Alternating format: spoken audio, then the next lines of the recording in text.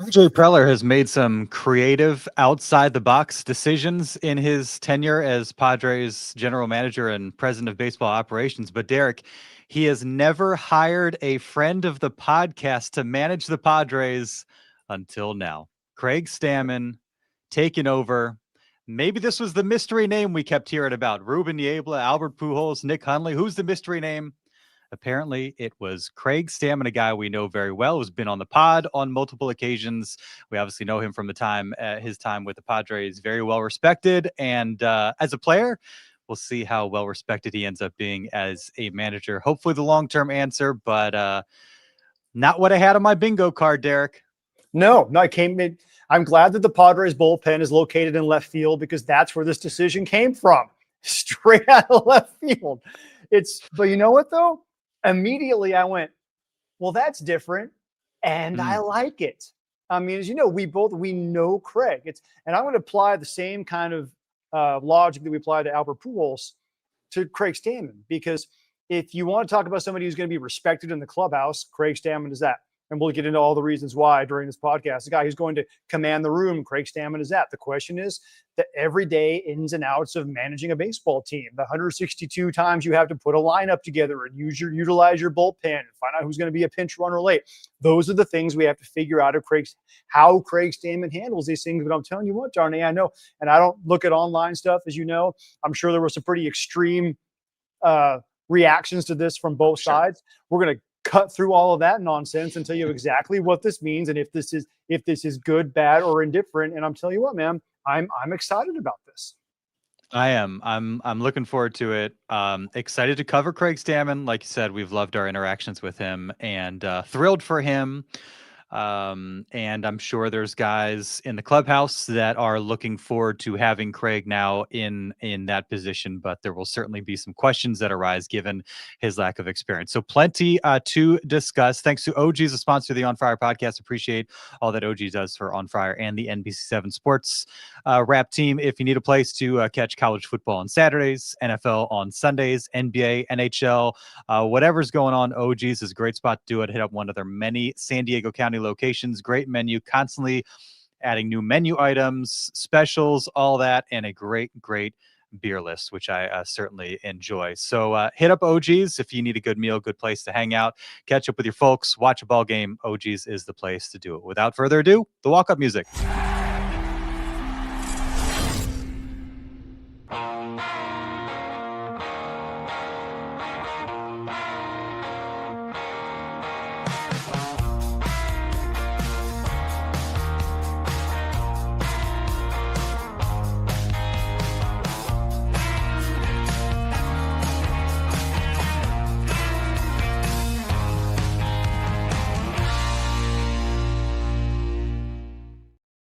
Well, I was starting to wonder if we would ever see this day, and it finally happens early Thursday morning. Because you are not as online as I am, I don't know if you saw who actually broke this news. Did you hear about this? It No. is not somebody you would ever guess, and it's somebody that you may have never even heard of. His name is Matt Jones, and he covers Kentucky Wildcat athletics. He has over 300,000 followers on Twitter. This is a well-known guy, especially in SEC country around the Kentucky Wildcat basketball program. Somebody that I'd heard of. Somebody somehow tipped him off that Craig Stammen was going to be the next Padres manager. So he's like, I'm just going to tweet it. And if it's wrong, who cares? I'm not going to break any Padres news ever again. Journalism. And sure enough, like 20 minutes later, Kevin Acee, Padres sent out a release, Jeff Passan, and it is official. So never a dull moment in the world of the Padres. You never know who's going to be the newsbreaker in this case. It is a guy known for his coverage of Kentucky Wildcat athletics. And yes, Matt Jones, that's a fake name. He's in witness protection. Yes, a name, like you said, out of left field, but surprising in that initial sense, especially because, it just wasn't necessarily on our radar. But Craig Stammen is a guy that, like, we know they wanted to keep him around the organization. He is a guy whose perspective, experience, leadership qualities, the connection that he has to the guys, his willingness to kind of to relate to young guys, help them kind of teach them the ways. There's a reason why the Padres wanted to keep him around. Now, he was a special assistant after he retired. We didn't necessarily know what direction that would go. And I don't think we necessarily expected that here in November of 2025, it would be as manager of the San Diego Padres. But from that standpoint, maybe not like a shock if it were a guy that like had no connection to the program or anything like that. We know Craig Stammen is well thought of. They kept him around for a reason, and I guess this is ultimately that reason. Well, remember, it was a couple of years ago, right when he announced his retirement, Darnay, we had him on the podcast. Mhm. And remember, we asked him, like, what's next? Like, what do you want to do? Because at the time, remember, AJ Preller did a press conference or kind of an impromptu meeting in the dugout at Petco Park. And he talked about the retirements because it was Craig Stammen and Cole Hamels, the local kid. And Hamels kind of took up, obviously, the Rancho Bernardo High guy you had. He was a World Series MVP. And he kind of got a lot more of the attention at the time. But AJ said, we think that Craig is he's such a diverse skill set. He can be a general manager, he can be a scout, he can be a manager, he can do a whole bunch of different stuff because of everything that he's been through in the game. He's a guy who can talk about coming back from injuries. He's a guy who can talk about overcoming adversity. Remember, Craig Stammen gave up 4 home runs in an inning to his old team, and I was there that game, and he stood there on a Sunday and answered every single question fired at him without blinking or shying away from any of it. He's just, and then just, by the way, his next outing, scoreless with, I think, a couple of punch outs. So he knows how to walk a ball player through the ups and downs of not just a season, but of a career. He understands all of that.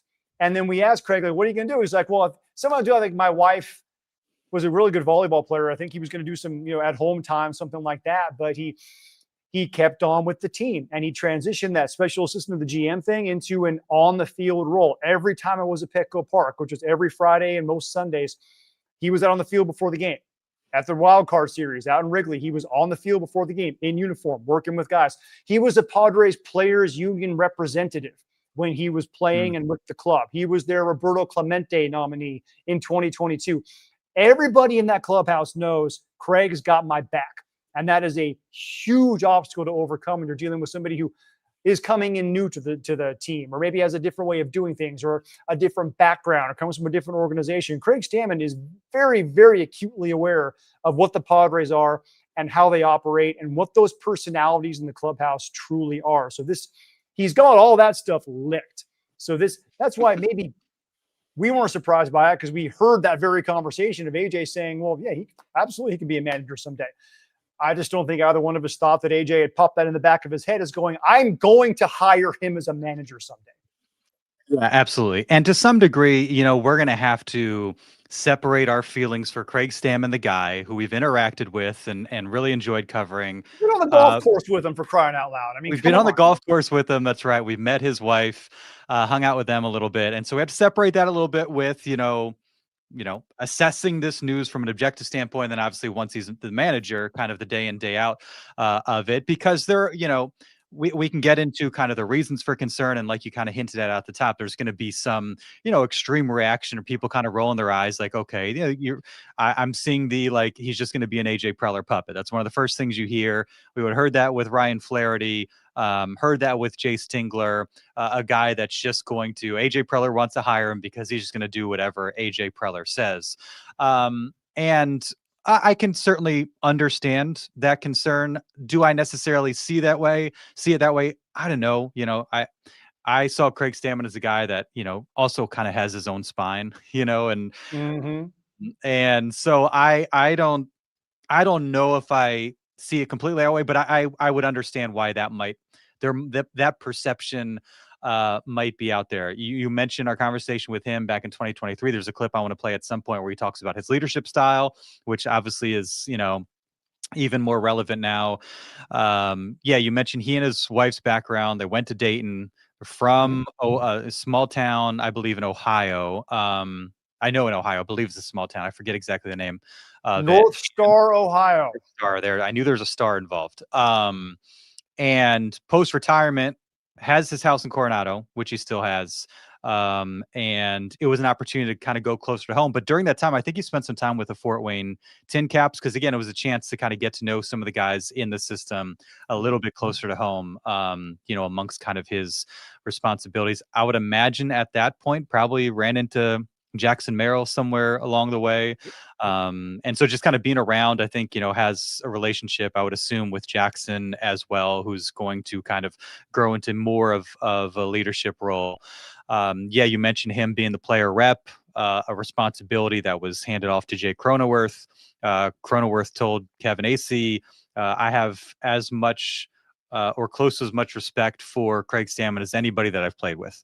Joe Musgrove kind of echoed those types of sentiments. He was on with Marty Caswell earlier today, and just, he seemed as surprised, like said Craig Stammen wasn't a name that he had heard up until like the last couple of days and wasn't expecting this news, and he got it, but seems really happy that it's Craig Stammen because obviously very highly thought of, a guy that spent, a lot of years with the organization in this era of Padres baseball. He knows them really, really well.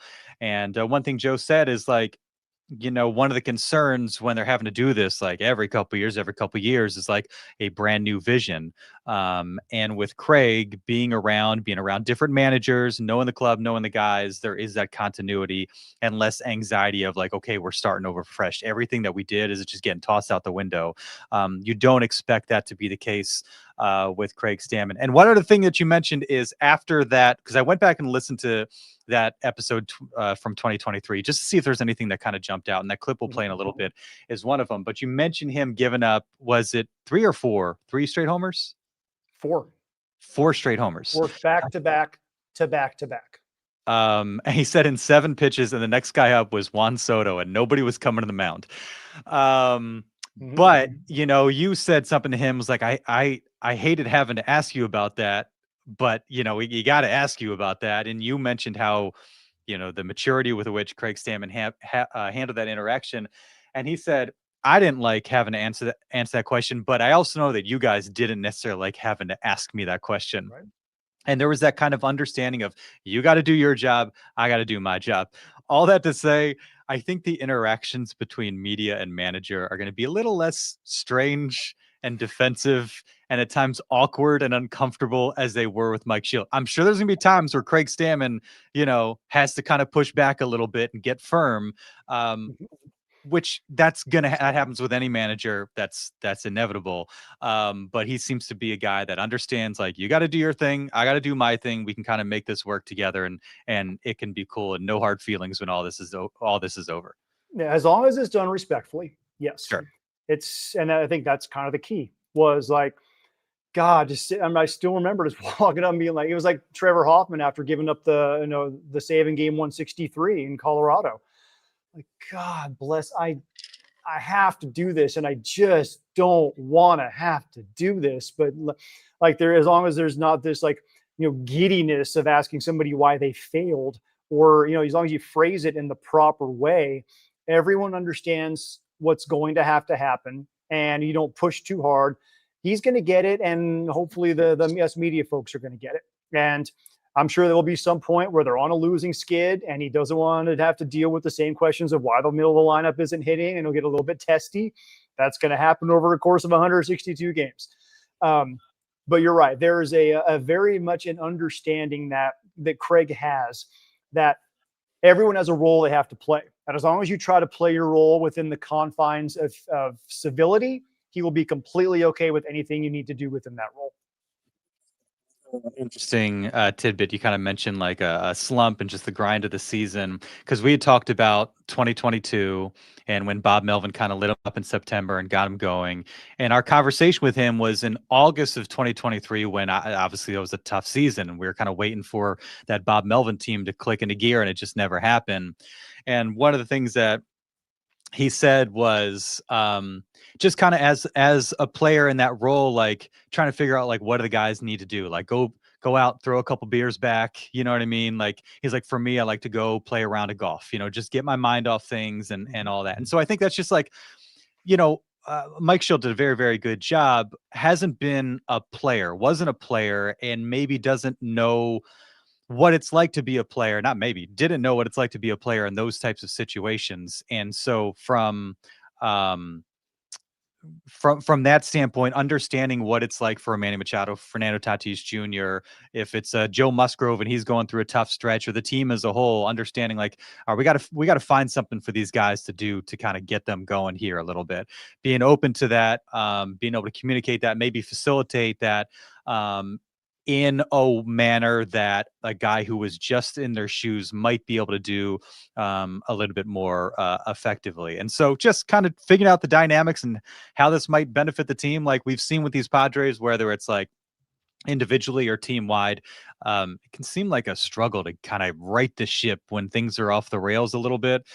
So maybe having a manager who's been in their shoes before and has maybe helped kind of facilitate like a team outing, or has some idea of like what to do to kind of shake things up, could be useful. And that's that. I will address what you said, and I know this is going to happen. With people saying, "Oh, it's a AJ puppet." It's the guy. He's he gets along with Manny. Manny can control him, and I agree 100% with what you said that Craig Stammen has his own spine. Ryan Flaherty would do whatever the hell AJ told him, right? Jace Tingler did whatever the hell AJ told him. He didn't. He couldn't read the room. Craig Stammen is going to do whatever the hell Craig Stammen thinks is best for this club. Now, will he take inputs? Will he take feedback? Absolutely. But he's a guy who was going to do things his way, because as we talk about integrity, one thing that he has integrity is he is integrous to himself. He will always go about doing things like he was not going to shy away from that sinker, man. It didn't matter. He was going to come after you with that sinker if that was his best pitch that day, even if you fouling balls off him and taking good swings. He was not going to give in to you as a pitcher. So he's not going to give in to anybody as a manager either. He's going to take that same kind of mentality of, this is me. This is who I am. This is how we do things. This is how I am best equipped to handle this job. I'm not getting beat with my second best pitch. And his second best pitch might be what AJ is trying to tell him, and he's not going to do it. So don't think that is what Craig Stammen is going to be about, because I can guarantee you it is absolutely not. Also interesting that he, what was his crowning moment as a Padre? Game 3, 2020 Wild Card Series, gets the starting start. Pitcher. Yeah. Surprising starting pitcher, pitches 1 inning. And I remember I was at that game, obviously empty stadium, so you hear nothing. And he got that final out. I forget who it was, in the top of the third. And you actually heard like a mini roar of applause. And I think it was probably like Padres staff members, maybe some families spread out in kind of the upper level. And I was like, wow, this is probably the loudest roar that they've gotten at one of these home games all season. And of course, he contributes to that Game 3 win over Mike Shilt's Cardinals. Yes. Have taken over for him again. and I think, like, you mentioned it with Albert Pujols, and to a degree with Ruben Niebla. There's going to be a lot of these same questions. Nick Hundley, certainly, as the guy who didn't manage and wasn't even in Ruben Niebla's spot, on that top step alongside Bob Melvin and Mike Schilt the last 4 years. There was going to be questions about, is this guy ready to handle it game in, game out, handle the minutia of every game, every single opportunity that arises. Mm-hmm. And so the questions aren't terribly different there. Now, Albert Pujols, did manage in the Dominican League, was going to manage in the WBC. I guess he will now still manage in the WBC if nothing pops up. Unless he's the Padres hitting coach. Unless he's the Padres hitting coach. Yes. Now that Victor Rodriguez has gone to Houston, yep. I'm glad you mentioned that. That's a very good point. That would be cool. Part of me wonders that's a pretty big presence for a first-year manager in Craig Stammen. So I guess that would give me like a little bit of pause. But just in terms of like kind of the new manager stuff, can he do it? How? What's his acumen like from that standpoint? I think he knows the game really well. He's got a smart baseball mind. Yes. But reasonable, justifiable concern there, but also not terribly different from what you'd have from Albert Pujols. Ruben, you might feel a little bit better about just because he's been alongside these guys the last 4 years in particular. Yeah, exactly. And the fact that Ruben, and by the way, can we give a ton of credit to Ruben Niebla here? Because going through that process, not getting the job, as far as we know, he's sticking around, still under contract for next year, unless for some reason, how many more managerial jobs are open right now? Well, I don't know now that, wait, the Rockies, have they hired The Rockies Any haven't hired one yet. They've hired their president of baseball operations. Yes, still have a manager. So unless they come and poach Ruben from the Padres, he's going to be there. Just the fact that he is sticking around and going and continuing to work with this pitching staff that he knows and loves and adores so much, and then sticking around in San Diego is after. I don't want to say being passed over because maybe he wasn't. Maybe somebody just beat him out for the job. But the fact that he is sticking around and doing that and going to have absolutely no ill will or mailing it in or any hard feelings, anything like that, that's awesome. That is absolutely awesome. Also, if the Padres really did talk to Albert Pujols for 9 hours for his second interview, that's a long time to talk to somebody about a hitting coach job. Maybe it was. I don't know. I don't know what that could possibly have been about. It could have, maybe they were taking batting practice. I don't know. It was. I mean, maybe they're talking about the managerial position, and over those 9 hours, came to the conclusion figured out he wasn't ready. Right. That's exactly it. I know a lot of people hire and talk to somebody for 9 hours and not give them the job. Yeah, you do. You do. That's exactly why you talk to them for 9 hours, to see if they are able to handle the rigors of an 18-inning baseball game, which we saw in the World Series can't happen. So that's why you do something like that. You figure out what the guy is. He going to get frustrated being around that long. That's precisely the reason why you do that, to test him to see if they can handle it or not. Yeah, 100% agree. And as far as Ruben, AJ was on with Ben and Woods and made it sound like Ruben will be back in his position. Give that guy a pay bump, because he's earned it. That deal real fast. Yeah. And it sounded like they gave those guys the freedom to go explore other positions. And so if Ruben is sticking around, that is encouraging and certainly says something about him. And I think, his familiarity with Craig Stammen, it's not somebody that he doesn't know that's coming in. This he guy knows I can work with Craig well, and he's worked with Craig. We're friends, we're boys. And I think that really is also a feather in the cap for Stammen. Because Ruben's like, okay, this is a dude I can go to war with. This is the dude that I can roll with. If he probably wouldn't be doing that if it was somebody who he thought, oh boy, I don't know about this. I'm better than this guy. Let me try and go look for something else. If he looks at Craig Stammen and is like, I know that dude, I respect that dude. Let's roll. I'm feeling very comfortable about this. Yeah, and Preller was also asked about his position and said, "Hey, the focus has been on this, but said repeatedly, I look forward to being here for a long time." And so, all indications seem to point at AJ Preller continuing his role and eventually getting that extension. Yes. Let's see. One comment from our buddy Lauren. While I admit this looks better than the first time hires like Green and Tingler, I'm very whelmed, not over or under, just whelmed by this. If we kept Niebla, important to keep Niebla, but desperately needs a hitting coach, experience coach. Yeah, there you go. You read that better. Yeah, you definitely got to find a good hitting coach. And you're right. And having somebody with some long experience as your bench coach is going to be very, very important. Somebody who can help maybe just in the middle of a game when you haven't been through that kind of a situation, just popping little ideas in your ear, quick reminders of something like, remember, Mason has pitched the last 2 days. Do you want to use him a third straight? Something along those lines. Or like, hey, Bryce Johnson's got a little hamstring. Maybe don't pinch run him quite yet. And this is the winning run is absolutely in play here in the 10th inning. So something along little things like that, just to keep a guy engaged and just remembering all the multitude of factors that have to be there. And now, is that guy available right now? Because so many other coaching staffs have been filled out at this point. I'm sure he could find somebody, which again, I think kind of takes us back to the Albert Pujols argument. But there are certainly dudes out there. I've heard Tim Leeper's name mentioned with the Mets to go over there and be on their coaching staff. But I certainly would love to keep Leap around. He was a really good third base coach. Maybe bring Glenn Hoffman back down out of the front office. Let's get to this clip from Craig Stammen, because in our conversation from back in 2023, and I'd encourage people to go back and listen to that. Some of it was specific to kind of that point in time, but I felt like this. I felt like we always need the views.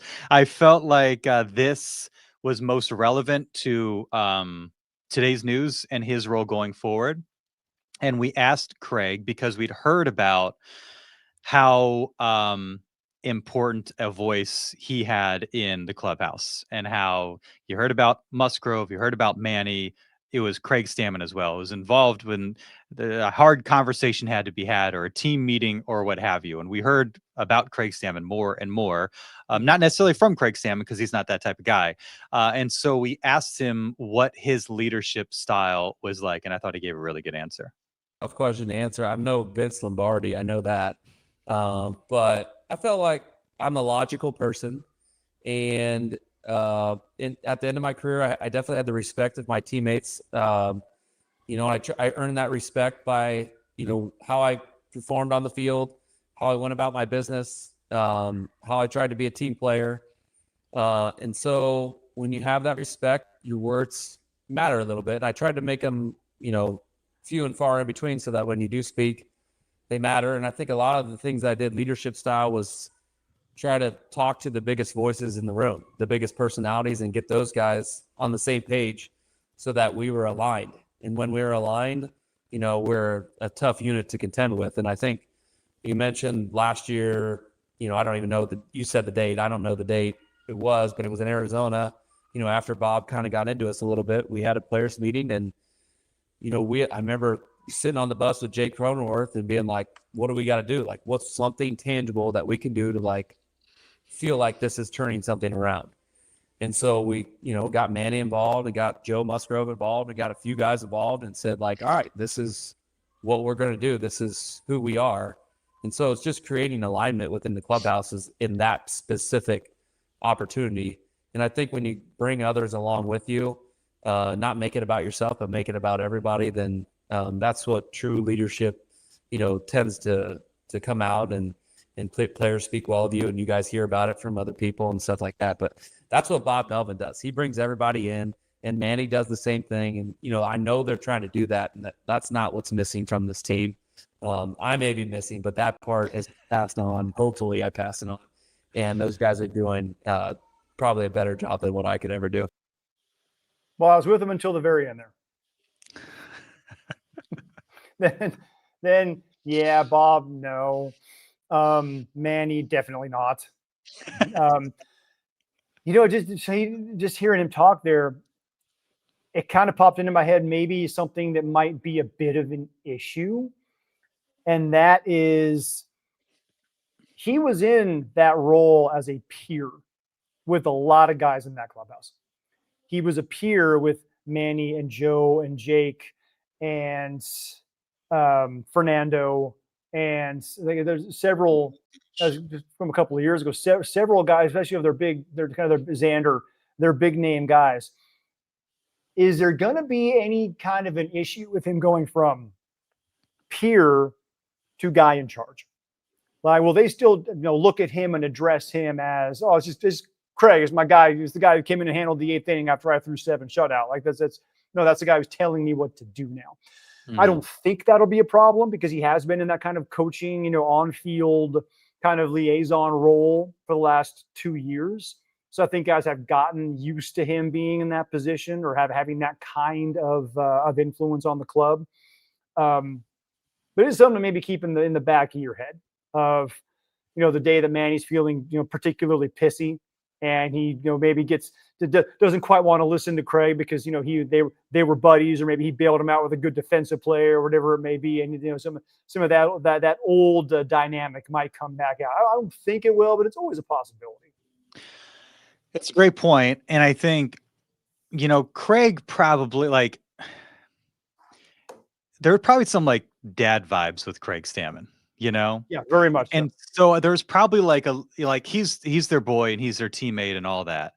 But maybe a little bit less buddy because just the way that he kind of carried himself, you know, almost as kind of like a clubhouse dad, so to speak, especially to the younger guys, maybe not necessarily to like Manny Machado. But just kind of the way he carried himself was like not trying to be a cool guy. I think we even like wasn't that episode. I think a previous episode talked to him about like the swagger and the bat flips and all that. And he's like, look, you're not going to see me doing that, but you know, we've created a lot of excitement and we've captured the fan base for a reason. I think that's awesome. Certainly the nature of the conversations will have to be different from what they were when he was a player. But I think hopefully, if I'm being kind of optimistic, the fact that he carried himself in that manner, like less as like a bro and more as like, okay, this is a guy that's helping kind of set the tone and get us, keep us on the tracks and help bring the young guys along and all that. Like maybe it'll make the jump from teammate to manager feel a little bit less stark. It could very well be it. Yeah, he always kind of had the I'm the elder statesman, the guy you can go and talk to, like I said, Right, the elder player rep. statesman. Yeah, the player rep, where he was a guy, I've got a problem, I got to go talk to Craig about it, and then Craig's going to go and take care of it for me. So that's kind of where I think where they landed with him, and probably where he is now. So I think they're probably in a pretty good position there. I'm curious because he's very laid back. I don't think I've ever seen Craig Stammen really upset. I want to see how he argues with umpires. What happens the first time he gets so pissed off that he just loses it and gets himself ejected? That's going to be awesome. Yeah, I agree. These are the things that we don't know. And I think, probably similar to Bob Melvin, like in that, like not, and he kind of hinted at it there, like picks his spots when he wants to make sure his voice is heard. And so certainly, and I think we'd be all surprised if Craig Stammen was the guy that's just like flying off the handle all the time. Like that's not his demeanor or personality. No. But when he does get really stern, when he does kind of get into you a little bit, it has your attention. I also wonder, like, what the tone of those conversations with the Manny Machado will be like. I can't imagine him yelling at Manny Machado, but I can imagine him very, like, clearly, firmly expressing his needs and what he wants to see from Manny Machado, where it's a conversation sort of at that peer level, but just like, hey, I need you to hear me out, and can you help me out here? Can you do this for me? This is what the club needs. This is what's going on. This is where maybe you're letting me down a little bit. Can you meet me here? So I mean, just this, we're all kind of guessing, but just from talking to him and being around him, that's kind of what I would imagine it would be like. But we'll see, and it's still going to be, a challenging thing for him to kind of take on when it comes time to, light into some of those guys, get after Manny, get after Fernando Tatis Jr. That's the big question, and you hit on it right off the top. He doesn't have the cachet with them because he's from the Dominican and is one of the greatest baseball players of all time. But he does have the cachet because he spent a dozen years in the bigs, and we know service time means something to Manny Machado. He spent that time in the bigs. He spent time in the clubhouse, and they seem to really appreciate like his voice and the way that he carried himself. And so different from the way Albert Pujols would command them and command that respect, but probably similar just in terms of the cachet that he will bring with him into that clubhouse. A lot of those relationships are already built, whereas Pujols is just built on reverence because of who the guy is and what the guy has accomplished. This is based on several years of being in a bunker together, being in a clubhouse together, going through tough spots together, going through a couple of playoff runs together. That's what this is based on. So that I think might be even a stronger relationship than even Albert the Great could come in here and have. Yeah. Another interesting thing, I think Joe brought this up with Marty, is kind of in having these conversations, whether it's with the coaching staff or whoever, coming to a decision. Clearly, Mike Schilt felt the need to have final say, right? That seems, based on what we've heard from him, it seems like that was a struggle for him, having to deal with some pushback in different areas and having to please everybody, making everybody happy. It sounds like Craig is the type of guy that doesn't necessarily need to be the one that makes the call. He's happy to have these conversations and whatever direction that they collectively feel is best, he can go with. And so I think there's also like a humility about him that hopefully will serve him and the clubhouse well, because whether it was with Bob Melvin and AJ, or Jay Stingler and AJ, and Mike Schilt, and maybe less AJ and the coaching staff, this friction has built up and kind of been a problem. And so that's going to be the challenge for one of the challenges for Craig Stammen. And it seems like hopefully he has kind of the right makeup and demeanor to deal with some of that friction, not take it personally, and not have the ego where he's like, no, I'm the manager. I make the call and you guys fall in line. No, I agree. It's this is gonna this I'm encouraged. I'm telling you, I was kind of both looking forward to and dreading this day. We'd finally find out who it was, and now this come, I'm kind of like, okay, this is cool. Like this is cool. You know, I like it.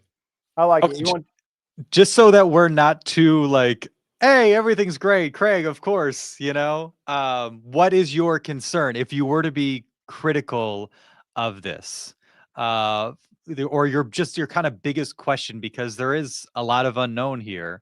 What is that for you? it's not Bruce Bochy. That's my one. No, the Padres are built to win right now, and there's going to be a work stoppage for we don't even know how long in 2027 after the CBA expires. The Padres have 1 year right now to win, and hiring a manager with no experience is a gamble. That would probably be my biggest concern. Is a guy who, if you're looking forward, looking through for the long term on this, I really like it. I think it's great. But for the short term, this is your classic boom or bust hire. It could go tremendous, and it could go tremendously bad, and we just don't know which one it's going to be. So if he, the first time he completely misuses his bench by sending somebody in to pinch hit, and then that guy gets, bringing a lefty to face him, and then you have to pinch hit for that guy, and you've wasted a dude without even using him, and then you have to pinch run for another guy, and he's gone through his bench in 4 outs. Then we're going to all go, what the hell is going on? Hopefully nothing like that happens. So that would be my biggest concern, is they are here now and they have a chance to win now. And you got somebody in charge who has the demeanor and has the aptitude to really make them win now, but not the experience. That's the one part that's missing. Yeah, and we talked with about Niebla, just in terms of like, you don't see that pitching coach to manager transition. How often do you see a reliever to manager transition, especially without any experience? I was thinking about this.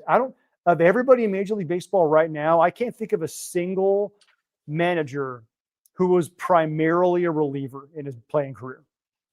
Yeah. It's not common, for sure. Catchers and infielders are the ones who typically get the managerial jobs. I can't think of one, honestly. Yeah. Yeah, me either. And so that'll be interesting. I mean, you'll have, Stammen and Ruben Niebla. Who the hitting coach? That, maybe it's Albert Pujols. Adrian Gonzalez. Go back to that. I would not be mad at it. Not the first time you've mentioned this. Yep. From our guy, Rafa. Tingler made them take infield. Bomel was too meek. Schilt was too mean. What will Stammen's fault be? Is making someone take infield a fault? Too much infield. Too much practice. Too much. Yeah, I can see that. If anything, it'll be. I don't think this is going to happen, but if you say we look back and this might have been the thing, it would be too chummy with the players. If that kind of like what we touched on before, like their peers, is he going to take that step into leader, into guy in control, not authoritarian, obviously, but guy who was in control, commander of the crew versus guy, boots on the ground, from sergeant to general. That might be the one thing. Yeah, that and kind of the lack of experience. And actually, as our boss Greg Dawson mentioned, he was like, he was out in the bullpen. He wasn't even in the dugout, So it's like, in terms of kind of making these decisions and kind of the game of chess, I'm sure they're going through that in their minds in the bullpen. Well, the last Certainly, 2 years he was in the dugout. Last couple years, that's where he would have some more of that experience. One interesting tidbit, just in terms of how this all played out, like apparently he had been part of the crew that was helping facilitate the interviews, talking to some of these possible candidates, and decided, you know what, I want to be one of these candidates. And so I'd be curious, like what sparked that for Craig? Did he go into it thinking that, and did he have these conversations and think, I know more than these guys. I have some Maybe. more Yeah. valuable perspective. Like, why aren't I being considered? Well, maybe they were hearing all these answers to these questions, and he's like, I don't think that's right. Mhm. I don't think that's the way to go. I think I can do this better. And he turns to AJ and goes, this is how I would do it. Yeah. This is how I would do it. Maybe this is what I would say in this situation. And AJ looks at him and goes, those are all really good answers. Maybe we should, hey, Craig, get in that chair. Let's talk for a minute. That could very well have gone down that way. Craig also said that AJ Preller used to call him a winning 45. So on the 80 scale, 45 player, average player, but that's a winning 45. So yep, that is just slightly above league average. For those of you who don't know, the scouting scale is 20 to 80 for reasons unknown. It's the most random numbers you're ever going to come up with. Anything like 50 and above is really good. 40 is like right there in the middle, league average. So 45 is like slightly above league average. If you can get up to like 55, you're going to be on the brink of an all-star. If you get up to 60, you're probably going to the Hall of Fame. So for winning 45, it's a guy who's got 45 talent, but an 80 attitude. And that's what you get with Craig Stammen. Yeah. The makeup. What's the makeup score for Craig Stammen? Probably. He's a solid 75. Yeah. Solid 75 across the board for makeup. Anything else on Stammen? There were a few other actual tidbits that, even if it's briefly, because you got some TV responsibilities to handle here. Yu Darvish qualifying offers. Dylan Cease and Michael King. Robert Suarez declined his option either Monday or over the weekend, and then Yu Darvish elbow surgery done for 2026. Hope to see him in 2027. He'll be 40 when he comes 40 to start the year. 41 in August. Yeah, he'll turn 41. Oh man, that's hard. I mean, if anybody can do it at that age, it's Yu Darvish, right? We've seen guys do it. I don't know if you can bank on 33 starts, but we've seen guys. Next Scherzer's out there coming back at the age, having Tommy John at the age of 39. Yeah, it's true. That's crazy talk. I mean, that is crazy. But again, if anybody can pull it off, it's Yu Darvish. But what that does, though, is it gives you clarity a little bit more on what you actually need for your starting rotation. Ding, right? ding, ding. Yeah, so you can't rely on you next year. You can most likely rely on Joe. There was always that transition with somebody coming back. And you can rely on Pivetta. And you can probably rely on Vasquez. So you're looking for what, 4 or 5 starting pitchers this offseason? Dylan Cease qualifying offer. He's gone. He will decline that. The qualifying offer, by the way, $22 million for 1 year, fully guaranteed, like baseball contracts are. So Cease is gone. Michael King is the interesting one because $22 million. There will have been, saw the stat since this qualifying offer system began in 2012. Only 14 players have ever accepted it. Nick Martinez, former Padre, accepted it last year, actually with the Reds. And if you accept it once, you can never have it placed on you again. So King's the interesting one because does he look at himself and go, okay, I'm 30, 31 years old. I had one great, amazing season as a starting pitcher. And then it's just been injury since. Do I go ahead and take this for 1 year, get $22 million in the bank, and then go into getting an even bigger, betting on myself, as they say, bigger free agent contract 4 or 5 years after that? Because I'm not sure if teams are going to be wanting to bank on him being as good as he can be, as he showed in 2024 when that's the only full year as a starter he's ever had at the major league level. So that's going to be the interesting case. My gut tells me he would turn it down, but he's the one guy I'd be super surprised if he I would not be super surprised if he accepted it. And the interesting part there too is Luis Ariz did not receive the qualifying offer. So that kind of would you want to pay Luis Ariz $22 million? Exactly. That's what I'm about to say. That tells you what the market says about Luis Ariz. He is not worth an average annual value, even for 1 year, of $22 million. So we'll have to see what that does for him. Yeah. I just think with King, you got to keep Ruben Niebla. It seems like that's going to be the case. I feel like, any advantage you have, these guys seem to love Ruben. So I would imagine that would help. I got to think somebody would give Michael King 25 a year. Over how many years? That's the And thing. yeah, enough, 4 years, 100 million. I could see it. I could see it, but that's an awful long investment. The team's going to want some ability to get out of that if necessary. Like is the first 2 years guaranteed, and then it's a team option, club option Sure. for year 3. Do you backload some of that? It's going to be interesting to see what kind of contract the King gets based on the fact that he's had injury problems. But when he's on, he's a top 10 pitcher in the league, which is, you do a mutual option after 2 years if you're Michael King, because then you also have the opportunity where if he is lights out like Cy Young quality the next 2 years, he's like, well, I'm not making 25 million.